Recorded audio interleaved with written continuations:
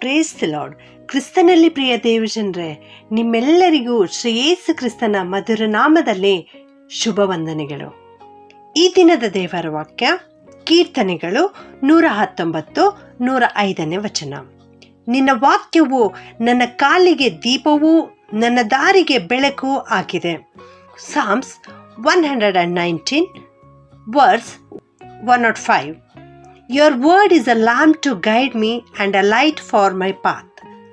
ಇಲ್ಲಿ ದೇವರ ವಾಕ್ಯದಲ್ಲಿ ನಾವು ನೋಡ್ತಾ ಇದ್ದೇವೆ, ದೇವರ ವಾಕ್ಯವು ನಮ್ಮ ಕಾಲಿಗೆ ಬೆಳಕನ್ನು ಕೊಡುವಂಥದ್ದಾಗಿದೆ, ನಮ್ಮ ದಾರಿಗೆ ಬೆಳಕನ್ನು ಕೊಡುವಂಥದ್ದಾಗಿದೆ, ನಮ್ಮ ಕಾಲಿಗೆ ದೀಪವಾಗಿ ಅದು ಕಾರ್ಯ ಮಾಡುತ್ತದೆ. ಅಂದರೆ ನಮ್ಮ ಜೀವಿತದಲ್ಲಿ ಅದು ಬೆಳಕನ್ನು ತೋರಿಸುವಂಥದ್ದಾಗಿದೆ. ಪ್ರಿಯರೇ, ಹೌದು, ನಾವು ಈ ಲೋಕದಲ್ಲಿ ಜೀವಿಸುತ್ತಿರುವಂಥ ಸಂದರ್ಭದಲ್ಲಿ ನಾವು ಎಡವಿ ಬೀಳದಂತೆ ನಮ್ಮ ಕಾಲುಗಳಿಗೆ ಒಂದು ದೀಪದ ಅಗತ್ಯವಿದೆ. ಪ್ರಿಯರೇ, ಆ ದೀಪ, ಆ ಬೆಳಕು ನಮ್ಮನ್ನ ಸರಿಯಾದ ಮಾರ್ಗದಲ್ಲಿ ನಡೆಸುವಂಥದ್ದಾಗಿದೆ.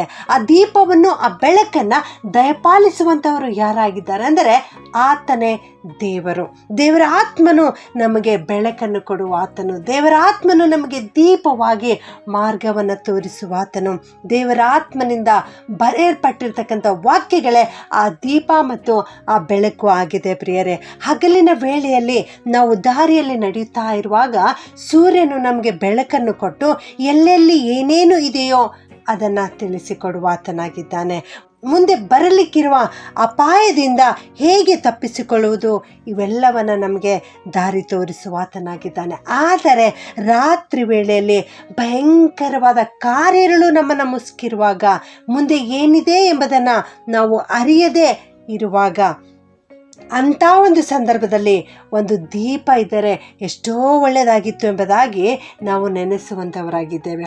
ನಮ್ಮ ಜೀವಿತದಲ್ಲಿಯೂ ಕೂಡ ನಾವು ದಾರಿ ನಡೆದುಕೊಂಡು ಹೋಗುತ್ತಿರುವಾಗ, ಕಾರಿರುಳಿನಂತಹ ಸಂದರ್ಭಗಳು ನಮ್ಮ ಜೀವಿತದಲ್ಲಿ ಬಂದಿರುವಾಗ, ಅಂಥ ಒಂದು ಸಮಸ್ಯೆಗಳು ನಮ್ಮ ಜೀವಿತದಲ್ಲಿ ಬಂದಿರುವಾಗ, ಆ ಒಂದು ಬೆಳಕಿಗಾಗಿ ನಾವು ತಡವರಿಸುವಂಥವರಾಗಿದ್ದೇವೆ. ಆ ಬೆಳಕೆ ದೇವರ ಆತ್ಮನು, ಆ ಬೆಳಕೆ ದೇವರ ವಾಕ್ಯಗಳು, ಸತ್ಯವೇದದ ವಾಕ್ಯಗಳೇ ನಮ್ಮ ಕಾಲುಗಳಿಗೆ ದೀಪವಾಗಿವೆ. ಪ್ರಿಯರೇ, ಆಗ ಆ ದೀಪ ನಮ್ಮೆದುರಿಗಿರುವಾಗ ಸೈತಾನನನ್ನು ಗುರುತಿಸಲಿಕ್ಕೆ ಸಾಧ್ಯ, ಸೈತಾನನ ಕಾರ್ಯಗಳನ್ನು ಗುರುತಿಸಲಿಕ್ಕೆ ಸಾಧ್ಯ. ಆದುದರಿಂದ ನಾವು ದೇವರ ವಾಕ್ಯವನ್ನು ಯಾವಾಗಲೂ ಓದುವಂಥವರಾಗಿರಬೇಕು, ಮನನ ಮಾಡುವಂಥವರಾಗಿರಬೇಕು.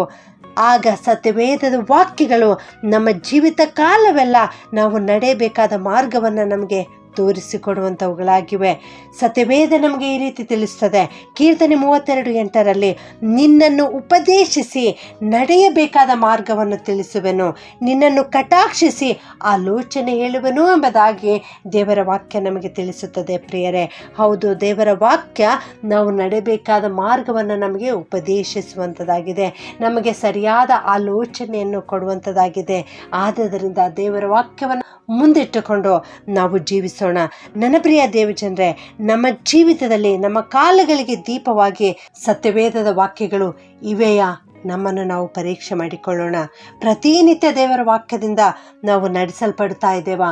ನಮ್ಮನ್ನು ನಾವು ಪರೀಕ್ಷೆ ಮಾಡಿಕೊಳ್ಳೋಣ. ಒಂದು ವೇಳೆ ಹಾಗಿಲ್ಲದಿರುವುದಾದರೆ ಇಂದೇ ನಾವು ಕರ್ತನ ಕಡೆಗೆ ತಿರುಗಿಕೊಳ್ಳೋಣ, ಸತ್ಯವೇದದ ವಾಕ್ಯಗಳನ್ನು ಓದಿಕೊಳ್ಳೋಣ. ಆಗ ನಾವು ಸತ್ಯವೇದದ ವಾಕ್ಯಕ್ಕೆ ಅನುಸಾರವಾಗಿ ನಡೆಯುವಾಗ, ನಾವು ಎಡಕ್ಕಾಗಲಿ ಬಲಕ್ಕಾಗಲಿ ತಿರುಗಿಕೊಳ್ಳುತ್ತಿರುವಾಗ ಇದೇ ಮಾರ್ಗ, ಇದರಲ್ಲೇ ನಡೆಯಿರಿ ಎಂಬುದಾಗಿ ನಮ್ಮ ಹಿಂದೆ ಆಡುವಂಥ ಮಾತು ನಮ್ಮ ಕಿವಿಗೆ ಬೀಳುವಂಥದ್ದಾಗಿದೆ. ಪ್ರಾರ್ಥನೆ ಮಾಡಿಕೊಳ್ಳೋಣ. ಭೂಪರಲೋಕಗಳ ಒಡೆಯನಾಗಿರುವಂಥ ನಮ್ಮ ಪ್ರೀತಿಯ ಪರಲೋಕದ ತಂದೆಯಾದ ದೇವರೇ, ನಿನಗೆ ಕೋಟಿ ಕೋಟಿ ವಂದನೆಗಳನ್ನು ಸಲ್ಲಿಸುತ್ತೇವಪ್ಪ. ನಾವು ಈ ಲೋಕದಲ್ಲಿ ಜೀವಿಸುತ್ತಿರುವಾಗ ನಾವು ಎಡವಿ ಬೀಳದಂತೆ ನಮ್ಮ ದಾರಿಗೆ ಬೆಳಕು ಕೊಡುವುದಕ್ಕಾಗಿ, ನಮ್ಮ ಕಾಲಿಗೆ ದೀಪವಾಗಿರುವಂತೆ ದೇವರೇ ನಿಮ್ಮ ವಾಕ್ಯಗಳನ್ನು ನಮಗೆ ಒದಗಿಸಿಕೊಟ್ಟಿದ್ದೀರಿ ದೇವ. ಅದಕ್ಕಾಗಿ ನಿಮ್ಮನ್ನು ಕೊಂಡಾಡುತ್ತೇವೆ ಕರ್ತನೆ. ಇಂದಿನಿಂದ ನಾವು ನಿನ್ನ ವಾಕ್ಯಗಳನ್ನು ಓದಿ ಧ್ಯಾನಿಸಿ ಅವುಗಳನ್ನು ಕೈಕೊಂಡು ನಡೆಯಲಿಕ್ಕೆ ಕೃಪೆ ಮಾಡು ಕರ್ತನೆ. ಈ ವಾಕ್ಯ ಕೇಳಿಸಿಕೊಳ್ಳುತ್ತಿರುವ ಪ್ರತಿಯೊಬ್ಬೊಬ್ಬರನ್ನು ಆಶೀರ್ವದಿಸು ಸ್ವಾಮಿ.